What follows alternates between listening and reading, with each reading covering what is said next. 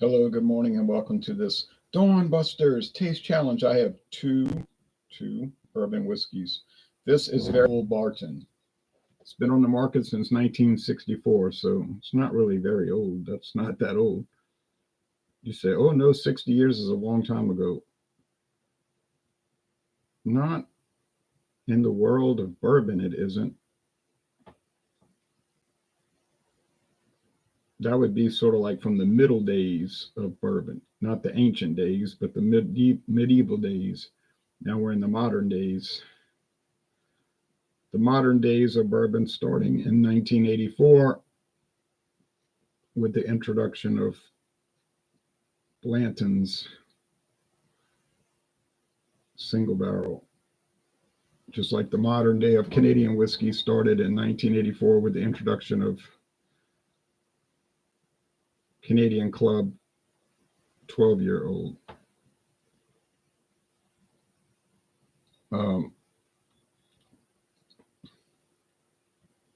And Canadian Hunter.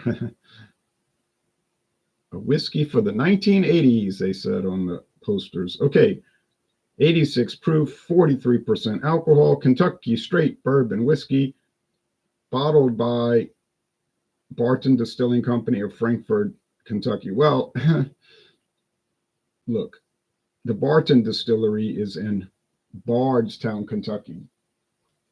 Barton 1792 Distillery, as they renamed it. Buffalo Trace is in Frankfort. So it's obviously, well, they distill it at Barton, then they truck it up the road to Frankfurt where they bottle it. I guess they moved all their bottling operations to Frankfurt instead of duplicating bottling. Because when I went on the tour at Barton, I didn't see any bottling going on. As I remember now, at Frankfurt, I did. Okay, and even made videos of it, and they're still posted. Here's Kings County Distillery Peated bourbon whiskey, aged 2 long years, 45% alcohol. This is peated bourbon. They use peated malt from Scotland. It's a high corn mash bill. Now they claim, well, it's on the website. They say it's a high, and it's on this little booklet here that I'm pushing with my finger. They say it's a high corn mash bill. So it's from New York City. Brooklyn is part of New York City. Brooklyn used to be its own city, actually. I have an old geography book that says Brooklyn is America's fourth city, fourth largest, but it got absorbed by New York City, annexed. And I don't think they were too thrilled about it. But some states have laws like that a city can actually annex, take over surrounding areas without their permission. Like in Texas, Houston keeps doing that. Like you might say, oh, I'm so glad we moved away from Houston, and then your town might get annexed by Houston. I knew somebody that lived in Kingwood that happened to him.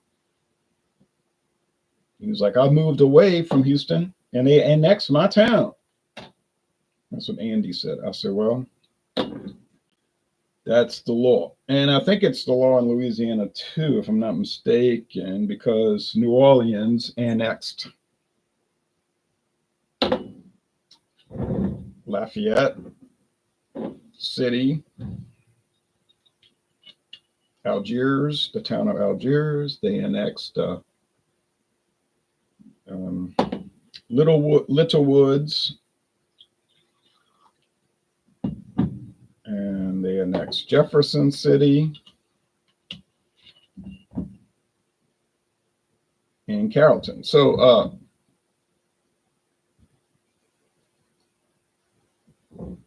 now that law might have been changed because Louisiana got a new constitution in the 1970s, so it could have changed. I don't know. I know that is what happened. All right. I had turned the bottle upside down to moisturize the cork. These corks will dry rot, and then it'll go and fall all in your whiskey, and that's a pain in the butt to deal with. You can clear it up though, because you could. If that ever happens, you can just take the whiskey in a coffee filter and pour it through the coffee filter, and it'll drain out the cork. But you still don't want to have to go through all that. This thing would focus. I'd be so happy. This is like that particle board cork. It's like little pieces of cork all glued together. It's not gonna focus. It's driving me nuts. Okay. Uh, it's gonna smell like peated smoke. Uh, yeah, peated smoke. So I don't know why it's not called straight bourbon. That's a mystery to me. If you got the answer, let me know. Because it's aged at least 2 years. It's all from the same state, New York. Um,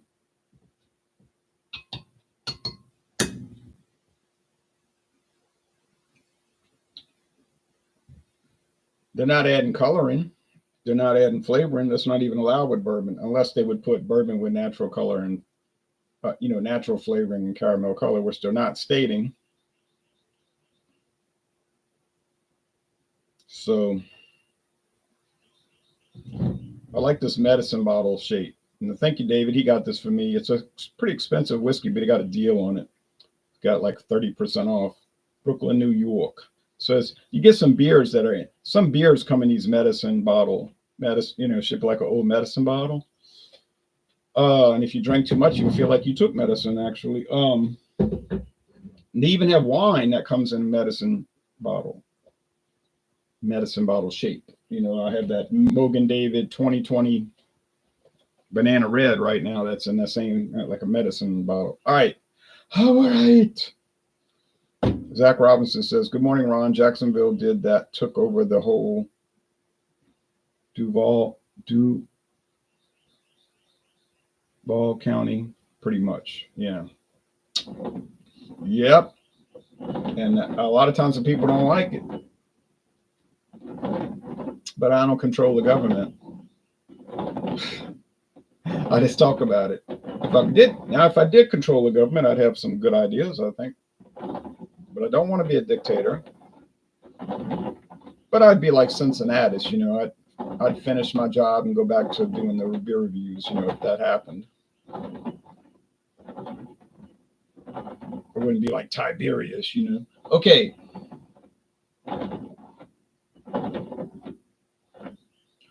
So I can't look down, because if I see that dark brown, it's going to be common sense. It's the peated bourbon, because that is, you can see this stuff is dark, dark, dark.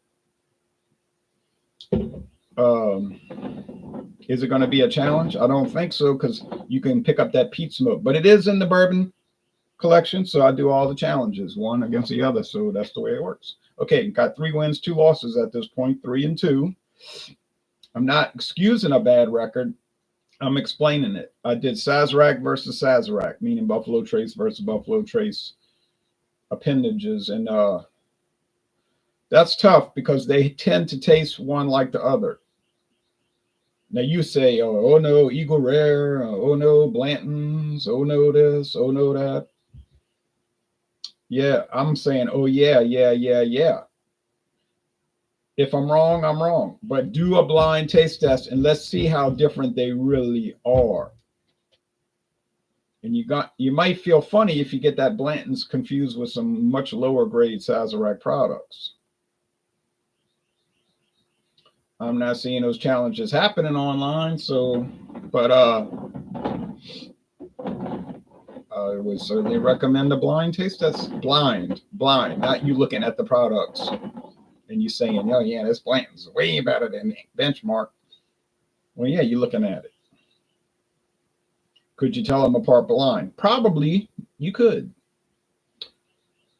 Now, if you bring in a 90 proof Benchmark,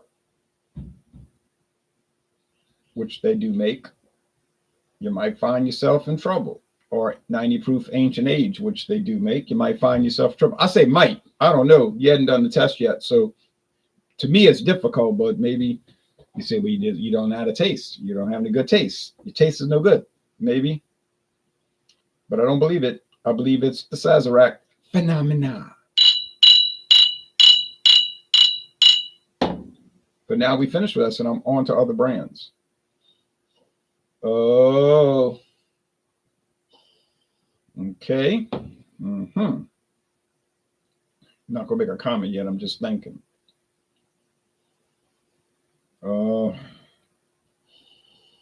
Now on the nose, I'm not really getting any smoke. I'm not getting the smoke. I'm getting charcoal, charred oak, charred oak, charred oak, and charred oak. So, I'm not sure at this point. Let's go with the taste, shall we?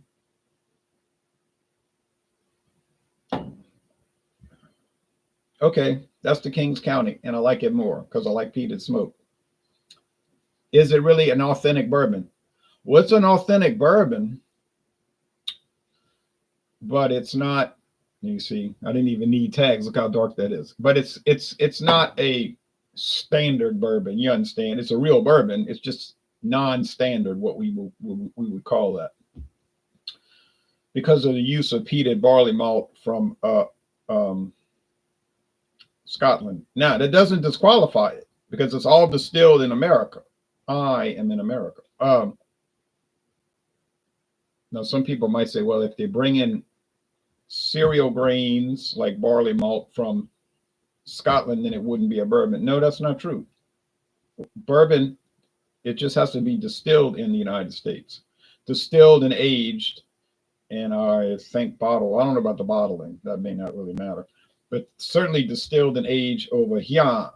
Just like Canadian whiskey has to be distilled and aged in Canada. Makes sense, right? Um, but the grains, I think they can come from out of the country.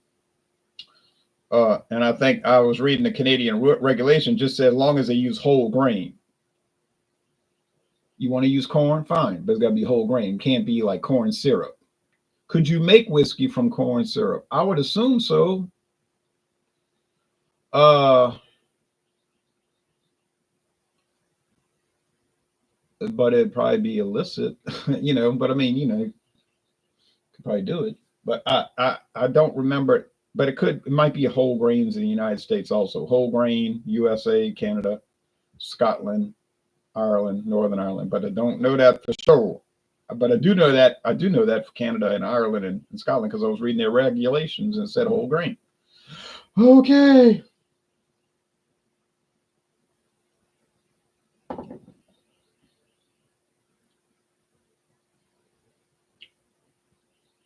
I like this very old Barton very much. Very old Barton is very much a bourbon for me. And why is that? Because it tastes delicious. That's why.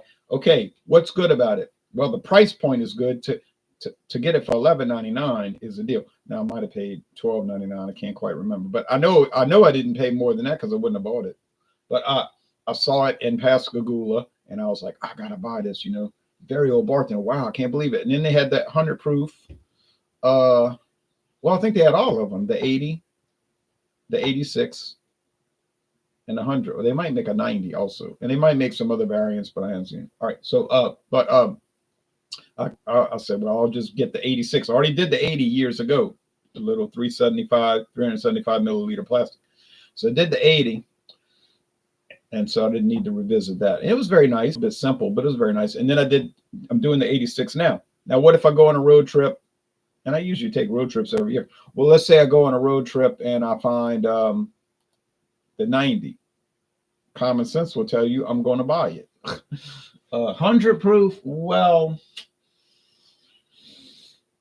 maybe one day, but honestly, I'm not really looking to I don't really like 100 proof bourbons too much. They're too strong for me. Now, you could say you're weak. You're weak. Okay, I'm weak. Fine. But that's what I like. I like the 80, 86 proof. I can tolerate 90. 80, 86 proof is really good. 90 is, I can tolerate it.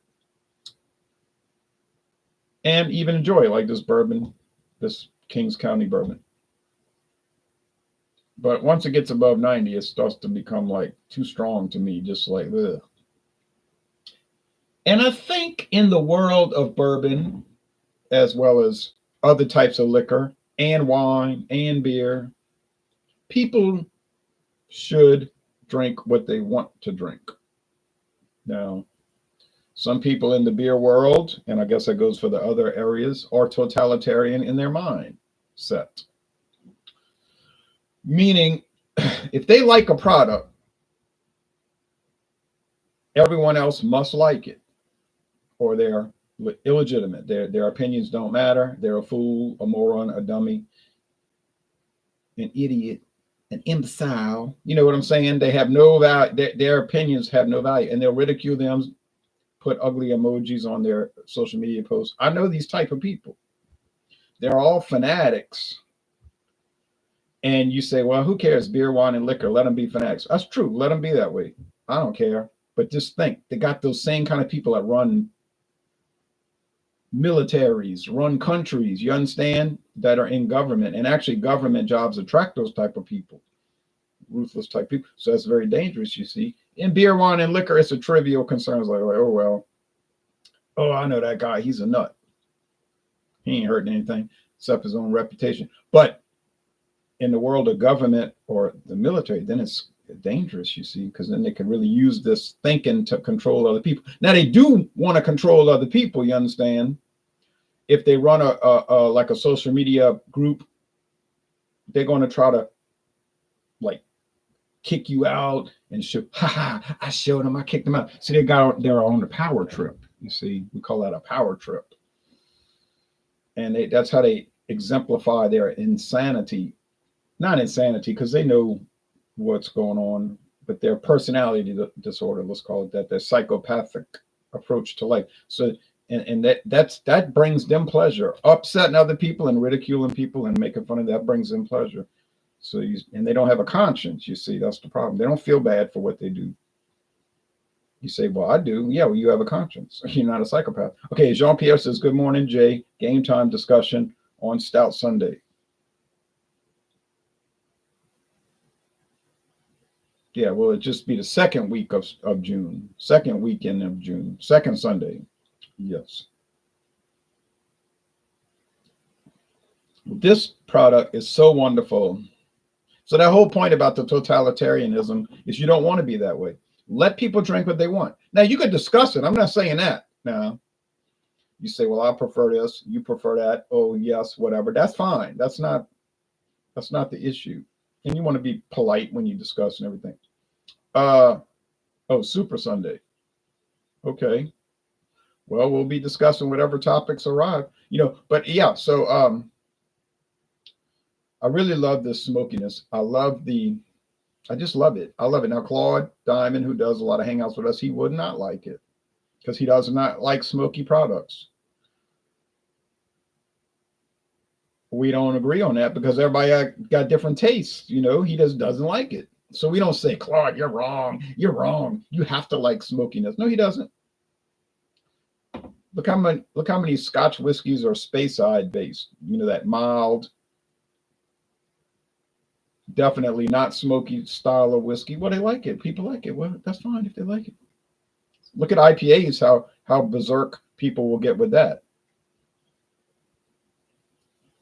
They'd be on the war path, man. If you just bring up the IPA topic, they totally flip out.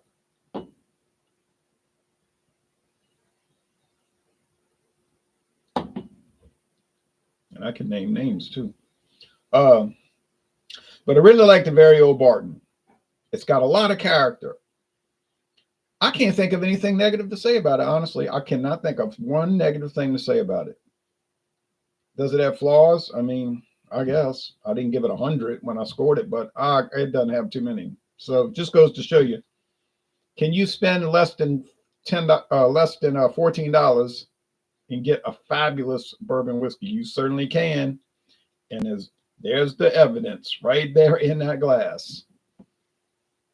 I think if I'm correct, if I'm correct, the doggone thing was $11.99, and look how good it is.